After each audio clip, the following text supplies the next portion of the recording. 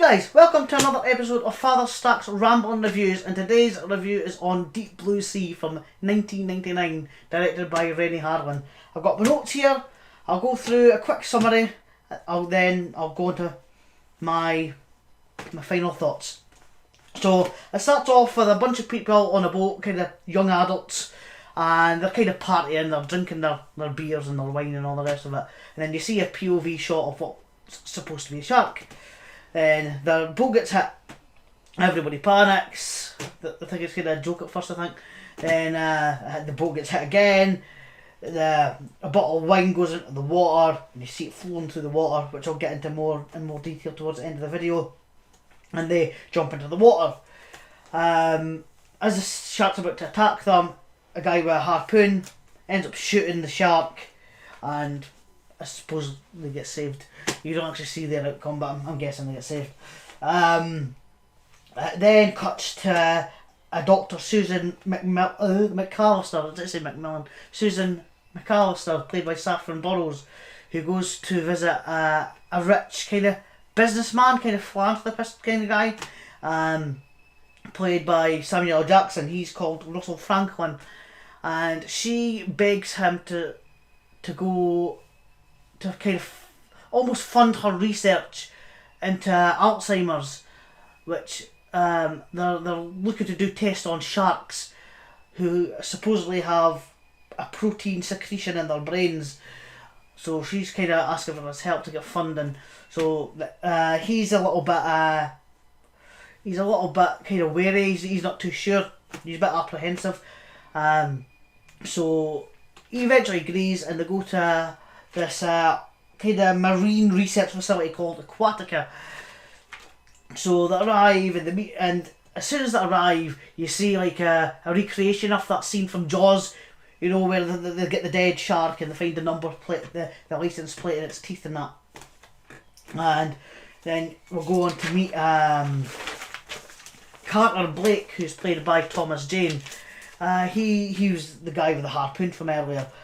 He's like a wrangler. He's a shark wrangler, and you see him like wrestling with a shark with his top off and everything. I'll get into that in more detail towards the end of the video. Apparently, the shark that escaped was a test shark. They said it was one of the test sharks from this facility that had escaped, and it was one of these sharks. And apparently, this shark's a midget in comparison to the actual test sharks. Dwarf. And right, the actual test sharks are within this facility. There's 3 of them. Skoggs, played by Michael Rappaport, he's kind of the maintenance guy. He's in control of like the security, keeping the sharks in, and like all the mechanics of the facility, you know. He says that he swears that he locked all the gates and all the fences, and that he says the height of the fences are about 8 feet, implying that the shark might have jumped out. I think that's what they were implying when Carter asks the height of the fences.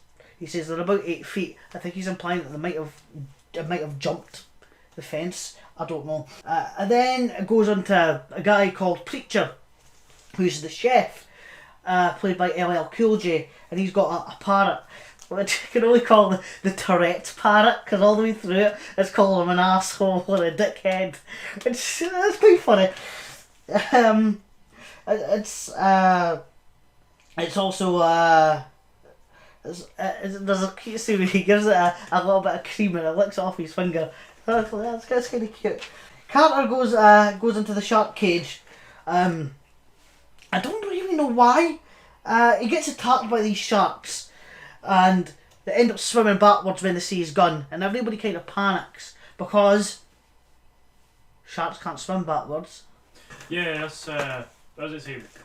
I looked up here. You said they swam backwards. Like the shark swam backwards. I'm pretty sure there's like a theory. If there's a fish on the water, if you pull on it, it dies. Yeah, I'm pretty sure that's the case. But we'll get into that. There's a lot to get into. Yeah. 4 points. Yeah, when he points a gun at them, Samuel Jackson's character thinks that they recognise the gun, which kind of caused them to react.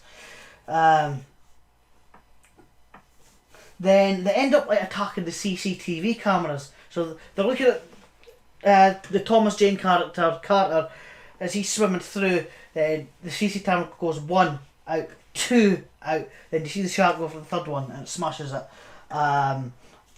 Then Carter ends up shooting and capturing the shark, kind of tranquilising it. The shark awakens, and there's a character called Jim Whitlock, who's also one of the doctors that's kind of experimenting on these sharks. He's apparently one of the characters. There's the character Jan. She calls him the greatest man in the world, the greatest brain in the world.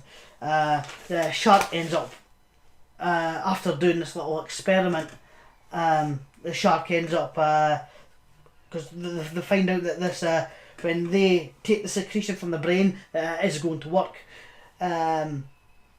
So the shark ends up wakening up and biting off Jim Whitlock's arm. Jim Whitlock, by the way, is played by Stellan Skarsgård.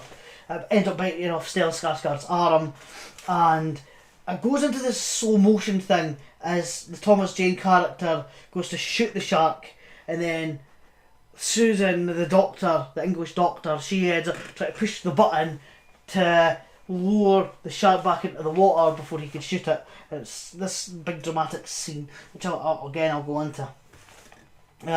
So Whitlock gets put on the stretcher, they attach him to the stretcher.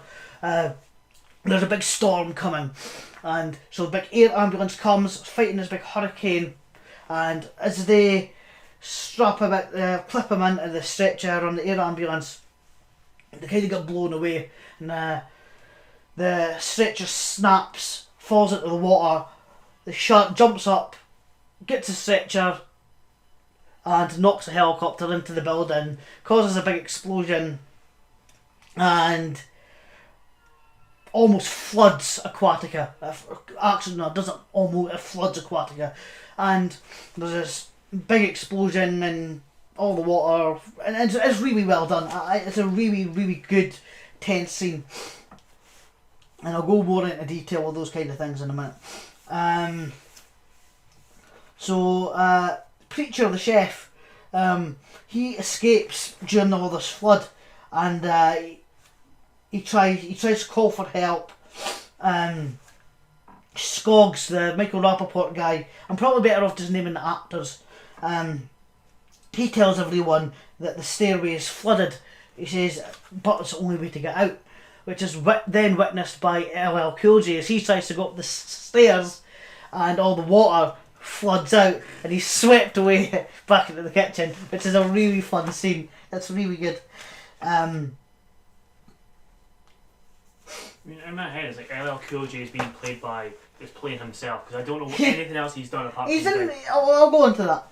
The same as with Michael Rappaport as well. It's like he's Gary from Friends, and then it's like you've really got to go. I'm pretty sure he's like a voice actor in a game, GTA 3. We'll go. Sort of stuff, This is my wee break, but we'll go into that. So whenever I'm looking down like that, I'm looking at my notes just so the viewers know. So as Preacher's wading around after being forced back by the waves, he's wading around his kitchen looking for his bird, which is a parrot. Did I mention it was a parrot? That's a parrot. Tourette's parrot. Yes, I mentioned Tourette's parrot then, yeah. And triggered a lot of people. It could just be profanities rather. It doesn't. Probably trigger people nowadays. Profanity parrot. Yeah, profanity parrot. Yeah. Samuel L. Jackson, he thinks the sharks are actually hunting them. He thinks they've gotten smart and they're hunting them. Then Susan admits that she and Stellan Skarsgård performed gene experiments on the sharks to make their brains bigger. As a side effect, the sharks got smarter. Preacher, he's separated from everybody. He climbs up the kitchen shelf to try and get away from the shark that's in the kitchen. He ends up frightening the bird that's on top of the shelf because it's like you get those shelves in kitchens, like utensils and stuff. yeah, like those shelves you get in like restaurants and stuff. So he climbs up one of them to get away from the shark, and he ends up frightening the bird, and it starts panicking, and it ends up on a pot that's floating above the water, so it's kind of bouncing on the water. And as he's reaching out to kind of grab the bird, the shark pops up to try and bite his arm and ends up eating the bird. So, which is kind of sad. I like that bird.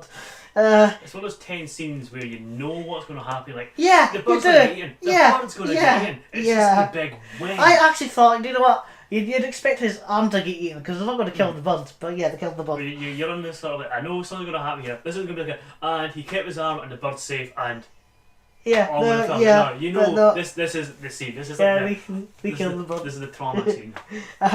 So Preacher ends up hiding in an oven from the shark, and then it cuts to Samuel Jackson, who's suggested an escape plan to go through where the sharks are. Then when it cuts back to LL Cool J, the shark ends up switching on the oven as Preacher's kind of trying to break out. Preacher is LL Cool J. He's trying to break out. So as he's trying to break out, the shark's kind of ramming the oven. So he's got his axe and he's kind of cooking. And he says that because he's religious, that's why they call him Preacher. He's got his cross. He says, "I get you, Lord." He says, "I get the irony."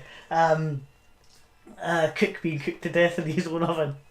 That was quite funny. So he hops through the roof of the oven and manages to get out, and as he gets out, he gets to the other side of the kitchen, and obviously with the heat and the gas, he ends up throwing his lighter and blows up the first of the 3 sharks. Which is quite a good scene. Yeah. Michael Rappaport says that it's 230 feet from the lagoon floor to the surface. Humans can swim 2 feet per second, whereas sharks can swim 50 feet per second. So if they were to swim downwards, chances are they would get eaten. Whereas Samuel Jackson thinks, the water's murky, we can maybe have a chance. But Michael Rappaport said, no, you go through the fire escape, which may or may not be flooded. Which is, pretty certain it is flooded. When Michael Rappaport wants to go through the fire escape, up the fire escape, he says the pressure of the water could actually bring the whole facility down. So that's also a risk.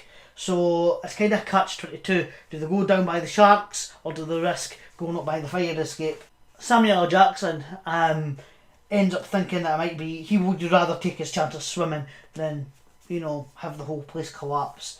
There's a lot of infighting because some of them want to go down the shark way, some of them want to go up the fire escape. There's a lot of fighting, so Samuel Jackson ends up saying, do you know what? He says, I'm a survivor. He says, I was doing a mountain climbing experience. He says, ice moves faster than water. He says, I've been in an avalanche. He says, it's terrifying. He says, we need to keep together. He says, we can't have any of this fighting.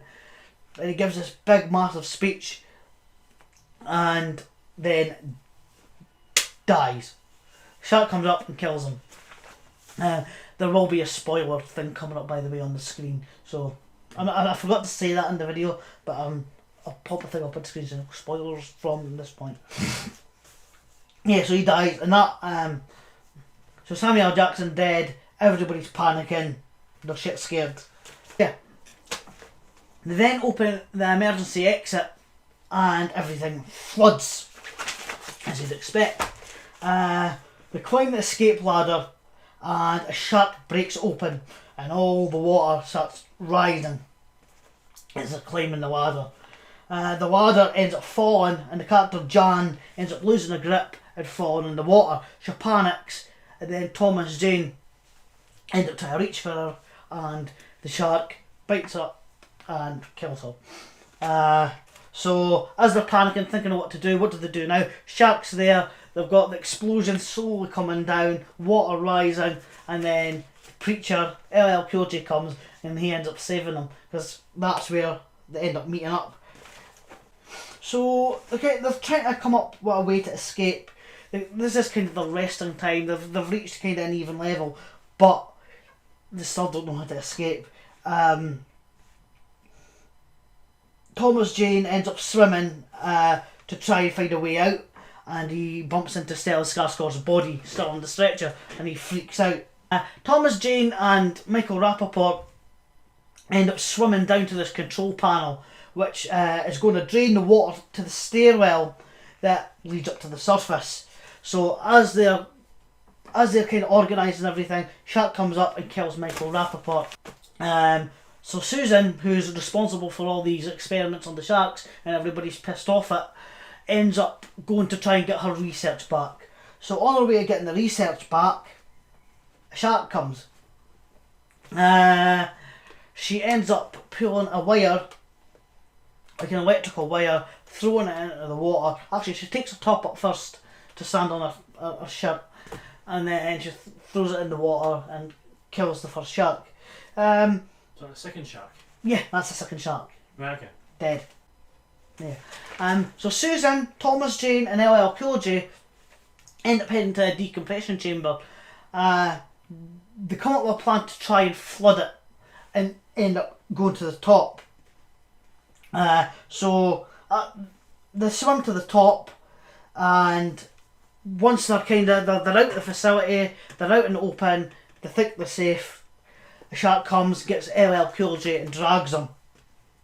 And he ends up stabbing it multiple times with his cross.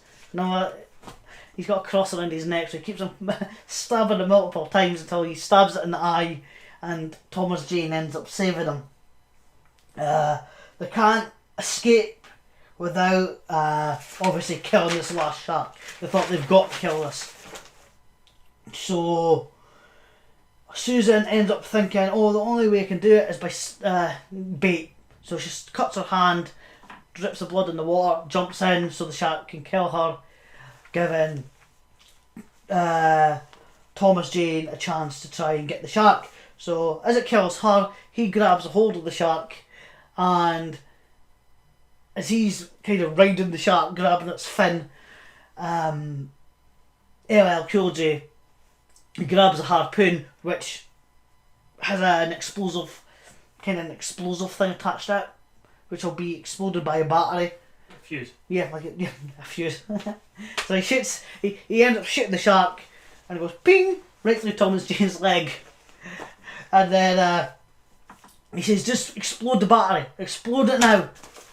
So as he goes to explode it, Thomas Jane ends up getting free. The shark explodes. Yeah, so he ignites. And kind of that's them safe and sound. They're the survivors, and the film ends.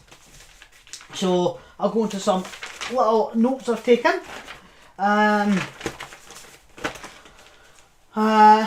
wasn't sure whether it was the filmmaker's intention to imply that sharks, when the wine falls into the water and you see it going through, are they implying that that sharks can smell wine from like a mile away as they could blood?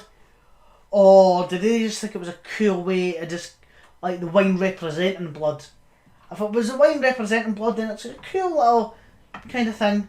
But if they were trying to imply that wine was smelt the same as blood, then that was fucking stupid. The shark would be like, oh god, no. Yeah. Wine, let's get out of here. Let's not go. Let's not follow that trail. That's a bad idea. Yeah. So the scene where Susan Saffron Burrows was talking to Samuel L. Jackson for the first time, he's standing up, and then there's a guy sitting down, and for the whole scene he says nothing, and that's Ronnie Cox. It's a cameo from Ronnie Cox, who is in Deliverance, The Beast Within. He's the bad guy in RoboCop, and no Ronnie Cox. He's in a big bunch of things. And he's in this. Doesn't say a thing. The music in this film's really good. I really like the music in it. I'll explain it in a bit. There's a scene with when Samuel L. Jackson first arrives at the marine facility. He says it's like Fantasy Island. He says, "Where's..." No, he doesn't actually say it's like Fantasy Island. He says, "Where's Tattoo?" He goes, "The plane! The plane!" Oh, it's quite funny. But the woman looks at him like, "What?" Yeah, I don't get the joke. Yeah, Yeah. so that's what he says. He says, "Oh, I'm getting old." Vast majority of the audience will be like, I don't get this Yeah. joke. This is not exactly an old person's film. Yeah. Not a lot of people have actually watched any Magnum PI or... Yeah. But yeah, I didn't get that reference. No. I was with the women there, I was like... Yeah, the scene where the preacher getting swept away in the stairs is quite fun. These are just random notes I've taken. I've put asterisks on them. You see like the sharks reacted to the guns, it's like, ah man. Yeah. And they went away, it's like, yeah, they used to be feds. Yeah. And then the sharks knew how to operate an oven. Yeah, I can't I'll go to get operate to that when I get to pros and cons. I'll get into that. Yeah, there's a scene where Michael Rappaport says to Samuel to Thomas Jane, he says, "Trust me." He says, "Yeah." He says, "I know to trust you." He says, "Yeah." And that goes back to the scene where he goes, "Well, you trust me." He says, "You trust me because I'm trustworthy." And that was a kind of like a reprise to that. That was quite a fun scene. I quite liked that. Yeah, the scene where Susan's cuts her hand open for bait. That it looked like jam. It was really thick. I just thought it was strange. Usually when I see fake blood in a film, I'm like, why is it so bright red? Yeah, well, this bright looked like... thick and it looked like jam. And there's a line in it right at the end. He says, "A 45-foot shark and you hit me." That was kind of funny. And he says, "Are you sure there were just 3 sharks?" He goes, "Yeah, I'm sure." Right at the end. Yeah. Right, I'll go on to the pros and cons. It's good to be positive, so we'll go to the pros first. As I said, the music is really good. Watching this film, I hadn't seen it in a good few years. This was a film I watched when it first came out, when I was about 12, 13. I watched it when I was about 12 or 13, and I think I remember watching it quite often. The film was rated 15. I'm going to get into that. You were 13. Yeah. Shut up. Fucking parents. Right, yeah. I remember watching this like when I was growing up, like 13, 14. I remember watching it a lot, kind of liking it. Which is why I wanted to do this review, to see if it had held up. Another pro is Samuel Jackson, Stellan Skarsgård, Michael Rappaport, and LL Cool J are fantastic in it. They're all really good. Renny Harlin is a director I really like. He does a pretty good job in this film. He's a good action director, and he's one of these guys you know where you're watching a Renny Harlin film. He done Cliffhanger, he done Die Hard 2, he done Mindhunters, he done a one I quite like called The Covenant. A lot of people don't like. I quite like that. And he done one called the Dyatlov Pass Incident, which is known as Devil's Pass in America. I think it's a found footage film. I don't know much about it, but he done that. Oh, and he done A Nightmare on Elm Street 4, which is one of my favourite Elm Street films. Yeah, you know when you're watching these films, I can't put my finger on it, but you know when you're watching one of these films. I think he's a pretty good director. People hate on him, but I think he's very like middle of the road, sort of like, it's like safe horror, safe action films. Not like how you get Die Hard rated 18. You got like all these rated 18 action films. And you got like Die Hard 2, you know, the rated 15 ones. Like, yeah. And then you got like all like Elm Street, and then the rated 15 ones and stuff. Yeah, and yeah, I know what you mean. See it. But no, I think he's a good director. Yeah, I think it was like. And I don't think a rating has anything to do with an age category has anything to do with whether the film's good or not. I mean, it's more like I think because it's rated 15, it attracts a bigger audience. Yeah, it does, but I'm going to get into that. Right. Once I'm doing the sum up, right, I'm going to get into the rated 15 thing. Cons. Right, the cons. Some of the acting.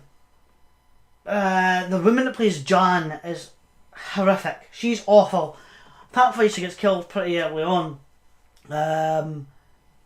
What's the other woman's name? I wrote Saffron Burrows. She's like the main character / bad guy almost. She's awful in it.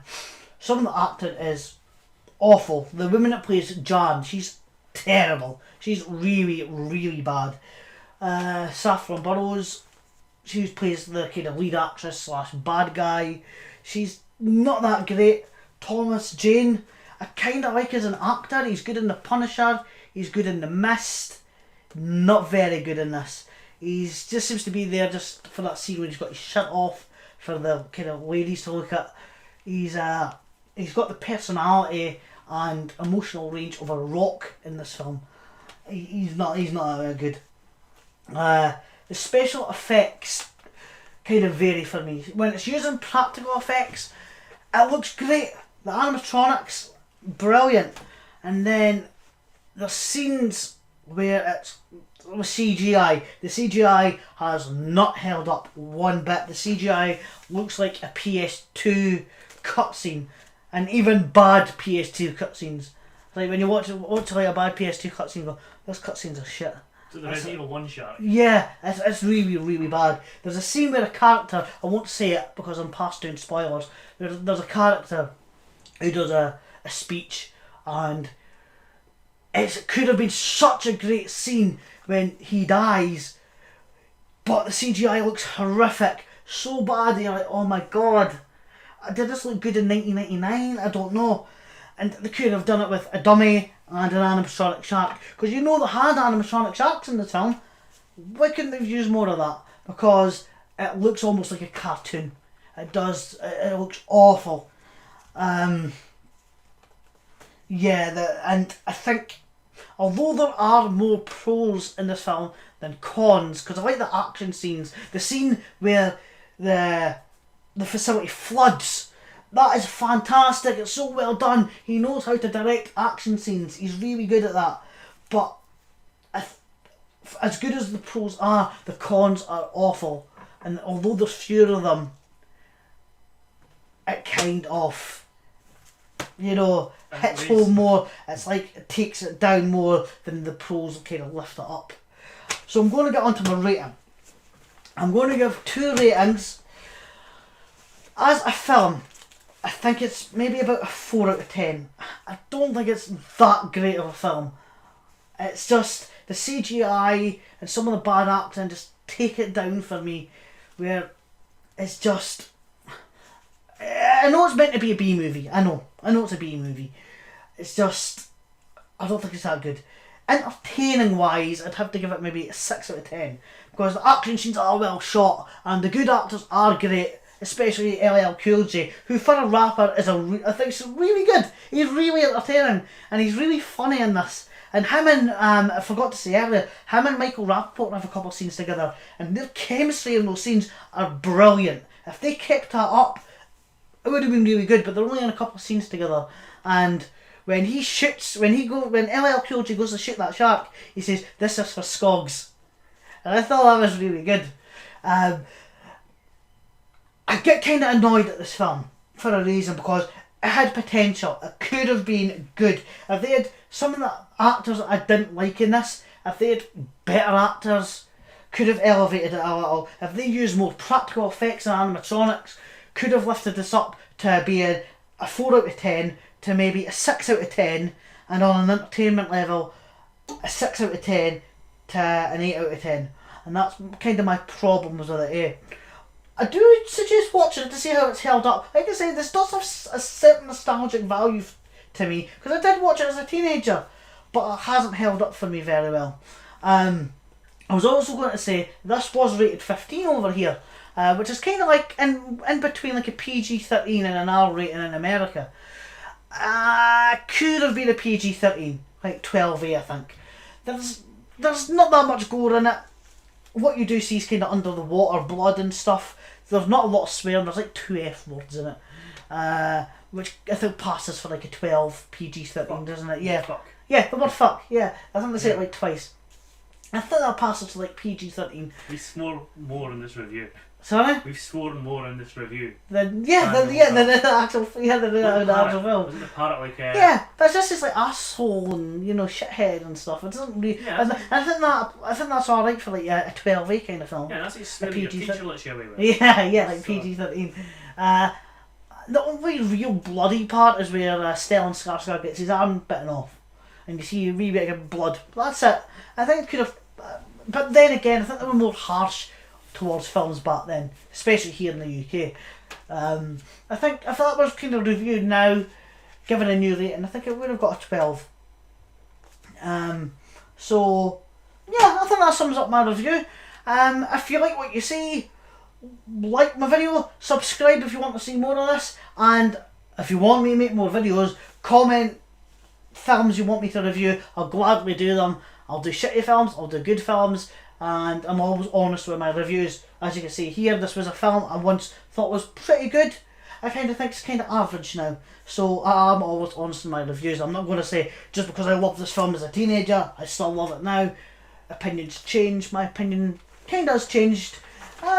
It's good for what it is. There is a sequel out there. There is a Deep Blue Sea 2, which I will probably review at some time. There's also a Deep Blue Sea 3 in the making for... money.